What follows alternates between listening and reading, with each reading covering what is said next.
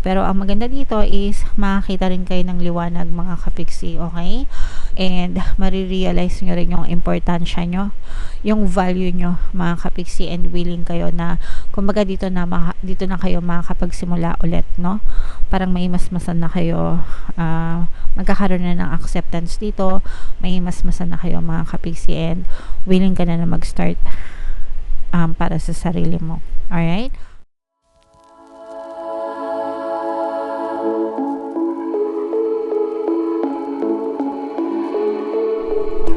Hello guys, hello Sagittarius, welcome back to Pinoy Pixie Tarot. Ang pamagat ng episode natin for tonight is first half 2024, first half kapalaran mga kapixie. So, yung first half guys, yan yung first 6 months, January to June. Meron din tayo dito sa ating channel na for the whole year, annual reading or yung yearly prediction natin. Meron din tayong pera kapalaran at saka blessings kapalaran mga kapiksi. Kung nyo pa yung napapanood, panoorin nyo na. Nandyan lang yung playlist sa ating YouTube channel. Hanapin nyo na lang. So, ang focus ng reading na to is yung first 6 months ng 2024. Tingnan natin yung mga mensahe sa inyo ng inyong mga gabay, mga kapiksi. We have walking away. Wow. Meron tayong carrying connections in reverse, mga kapiksi. And meron din tayong angel of strength in reverse. So, ito guys, nakikita natin na medyo magkakakonekta itong mensahe na to. More on personal relationship, no? Romantic relationship, guys. Kung kayo ay may mga partner o specific person. For some of you guys, maaaring magkaroon ng paghihiwalay dito, no? Walking away, personal connections in reverse. So, maaaring nagkakaroon kayo ng separation with that person. Pwedeng nanlalamig na kayo sa isa't isa. Yung iba sa inyo guys, pwedeng na-experience nyo na to. And then, pwedeng maging evidence siya ngayong first half ng 2024. Kumbaga, nanlalamig na, pwedeng nanlalamig na kayo ngayon, and then, by the next 6 months, maaari kayong magkaroon ng separation with this person, hiwalay mga kapiksi. Nandun yung nanlalambot kayo na syempre yung mga alam nyo na pagka diba pagka may emotional pain kapag naghihiwalay, nagbe-break, ganyan, syempre roller coaster of emotions yan mga kapiksi. Merong galit, merong sakit, merong hurt, merong sadness, may regrets, may grieving. So lahat na ng mga negative emotions na pwede nyo ma-experience kayo. Yung iba sa nyo nawawalan kayo ng parang motivation, nawawalan ng lakas. Normal yan guys kapag nasasaktan. Okay? And yung iba sa inyo guys, parang nandun pa rin yung may mga panghihinayang, pero mas lamang na yung parang ayaw nyo na rin. Okay? Kumbaga parang nandun na rin yung acceptance na, kasi yung iba parang ngayon pa lang na-experience nyo na, no? Pero yung iba parang nandun yung small chance na, yung small hope, no? Small chance, small hope na baka pwede pa, baka maayos pa, di ba? So lumilingon-lingon pa. Kumbaga, pero eventually guys, maka-move on din kayo and makakalimutan nyo rin tong mga emotional pain na to. If in case naka-resonate kayo dito guys, pakinggan nyo yung ating Ho'oponopono and Self-Love Subliminal. Ginawa ko talaga yon para sa mga kapiksi natin na nagdadanas ng emotional pain dahil sa mga breakup or sa mga separation. So, marami na rin tayo natulungan dun guys. Pwede nyo pakinggan yon para gumaan yung inyong pakiramdam and mawala yung mga negative emotions na nararamdaman nyo. Okay? So, medyo nakakalungkot pero ganun talaga mga kapiksi. Comment down below guys if feeling nyo nakaresonate kayo dyan sa mensahe na yan. Tingnan natin yung mga ganap sa iyo for the first 6 months. So, shuffle ko na guys. Habang sinashuffle ko to, panoorin nyo muna yung video natin regarding sa ating paano mag-manifest ng abundance video course. Kapiksi, sawa ka na ba sa mga struggles at hirap sa buhay mo? Masipag ka ba at masikap sa buhay ngunit hindi ka pa rin umaasenso? Ilang beses ka na bang nag-attempt magnegosyo at mag-invest pero palagi ka pa rin nalulugi? Sa pagkakataon na ito ay maaaring may subconscious beliefs ka na nagiging balakid sa iyong pag-unlad at pagyaman. Introducing, paano mag-manifest ng abundance video course.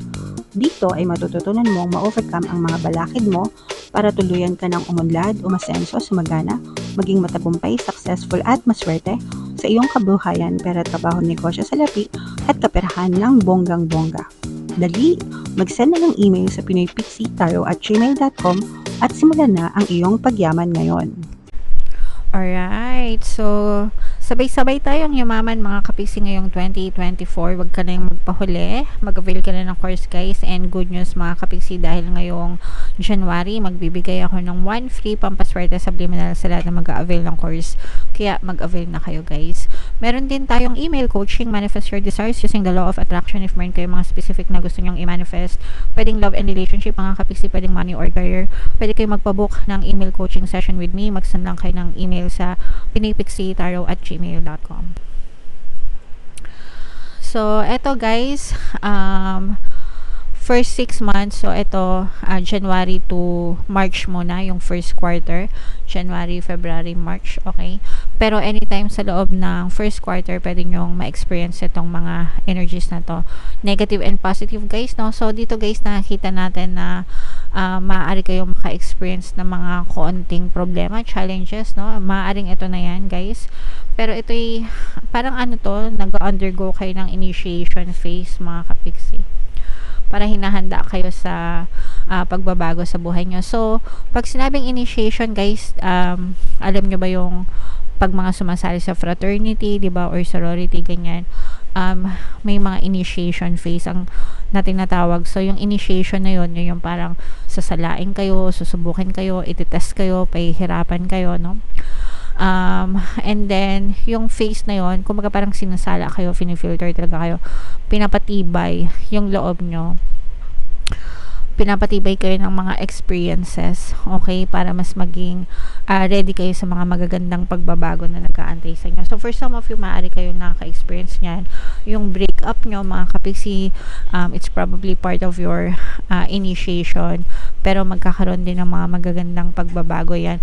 Especially guys, kung parang feeling mo ng mga nakaraang taon or nakaraang buwan, parang medyo naging immature ka, hindi ka masyado naging seryoso sa buhay. So, parang right now, magkakaroon ng changes and you will become more mature, more responsible sa pagharap mo sa iyong kabuhayan. Okay, so i-mind mo to guys, kasi maganda ito, at least for me, no, sa perspective ko maganda ito kasi ito yung magdadala sa iyo ng mga magagandang pagbabago. So i-mind mo yan, mind happy changes, mind big changes, kahit na may mga problema, maganda pa rin yung magiging end result nyan guys para sa inyo. Okay, February mga kapiksi, para magkakaroon ka ng katampuhan pagdating sa pera or pwedeng sa work. Ito guys, water sign energy, Cancer, Pisces, Scorpio, kasi parang mararamdaman mo na merong person na lalapit sa'yo, tapos itong person na to parang kilala ka lang niya pag may kailangan siya sa'yo, pero pagka wala siyang kailangan sa'yo, parang hindi kanya masyadong pinapansin, hindi kayo close, ganyan. So, parang medyo nagiging sensitive ka dito sa person na to. Parang iniisip mo, bakit kaya ganito tong taon to, pagka may kailangan lang, tsaka lang siya lalapit sa akin, pero pag wala siyang kailangan, parang dead ma lang siya sa akin. Okay? So, merong ganong klaseng ganap na ma-experience kayo guys ngayong February or first quarter. So, intindihin nyo na lang siguro guys, become the bigger person and wag yun ang palakihin yung issue. Ibig sabihin lang, baka hindi talaga sila totoong kaibigan, di ba? Kayo din, bahala kayo. Pero wag yung, don't take it against you. Wag yung masyadong personalin, mga kapiksi. Ang importante is ikaw, no? Ang importante is nakatulong ka kaysa sa kanila. Alright? And eto guys, nakikita natin yung healing process, kasi di ba yung iba sa inyo, sabi ko nga, pwedeng nakipag-break kayo or makipag-break kayo, maaaring magkaroon kayo ng separation sa inyong partner or specific person. So dito natin nakikita yung grieving stage nyo. For some of you, maaaring grieving plus healing at the same time. So nagluluksa yung mga puso nyo, but at the same time, pumapasok na rin kayo sa healing process, no? you're taking time off, parang mas pinapriority mo yung sarili mo, and lumalabas-labas na rin kayo kasama ng mga friends nyo, yung iba sa nyo baka umiinom-inom kayo, okay lang yan guys, pero hinay-hinay lang. Wag naman yung tipong sumusuka na kayo sa kalasingan, no? Sometimes nakakatulong yun para maibsan yung emotional pain, pero kinabukasan guys, masakit lang yan sa ulo. So kung kaya nyo rin lang iwasan nyo na lang. Marami namang ibang paraan para mailabas yung mga sama ng loob. If mayroon kayong mga BFF, diba, iiyak nyo lang isang beses lang, tapos tama na. Huwag nyo na masyadong pahirapan yung sarili nyo, mga kapiksing. Kumbaga, don't waste your tears, your energy, diba? Yeah. So magtutuloy-tuloy itong mga disappointments nyo. Kumbaga parang April, no? You're starting to focus on yourself, pero may mga emotional triggers pa rin, no? Hindi naman kasi yan agad-agad madalian guys na makakalimutan nyo, no? Ayan, no, may mga gabi na iiyak pa rin kayo, maaalala nyo yung mga magaganda at masasalimuot na memories with that person. Fire sign energy, Aries, Leo, Sagittarius, maaaring fire element din yung iyong natal chart. For some of you, maaari pa kayong mag-reach out dito sa person na to, pero parang cold treatment na yung ginagawa nitong person na to sa inyo. Pwedeng i-block na rin kayo nitong person na to, mga kapiksi, and tapos kayo naman parang nakikibalita na lang kayo sa ibang tao, kumbaga parang close friends, ganyan, nakikimarites nakiki-update dun sa inyong partner or specific person. Lahat ng yan guys, pwede nyo pagdaanan, and normal yan, no? Kasi again, sabi nga natin, hindi nyo yan basta-basta makakalimutan because may pinagsamahan kayo, diba? Lalo na kung matagal yung pinagsamahan nyo. Pero lilipas din yan, mga kapiksi. And ito naman, by June, dito na kayo natatauhan, dito na kayo, kasi ito parang mga roller coaster emotion pa to. March, April, May, yan yung pinaka mahirap na stage na pagdadaanan nyo, 3 months na talagang urong sulong. Minsan ayaw nyo na, minsan gusto nyo ulit, minsan gusto nyo makipagbalikan, minsan magmamakaawa kayo, minsan iiyak kayo, tapos minsan ayaw nyo na ulit, minsan galit kayo, minsan yung mga ganon, diba? Ganyan yung mga stages ng mga nagbe-break, mga kapiksi, roller coaster of emotions talaga yan. Sometimes hahanapin mo yung fault sa sarili mo, sometimes sisisihin mo siya, sometimes galit na galit ka sa kanya, yung mga ganon, okay? Pagdadaanan nyo lahat yan, mga kapiksi, pero that's fine, normal yan kasi tao kayo. Pero ang maganda dito is makakita rin kayo ng liwanag, mga kapiksi, okay?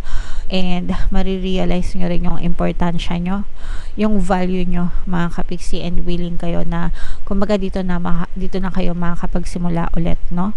Parang may masmasan na kayo, magkakaroon na ng acceptance dito, may masmasan na kayo, mga kapiksi, and willing ka na mag-start para sa sarili mo, alright? Nang wala yung partner mo or specific person. Alright, so comment down below, Sagittarius, mas marami yung na-pick up natin sa love and relationship, mga kapiksi, dito sa reading na to. So if in case naka-resonate kayo, comment down below guys. And yung mga positive energies naman, kagaya nitong mga bagong simula, bagong pag-asa, diba? I-mind nyo na yan kasi makakapagsimula din kayo and makaka-move on din kayo, mga kapiksi.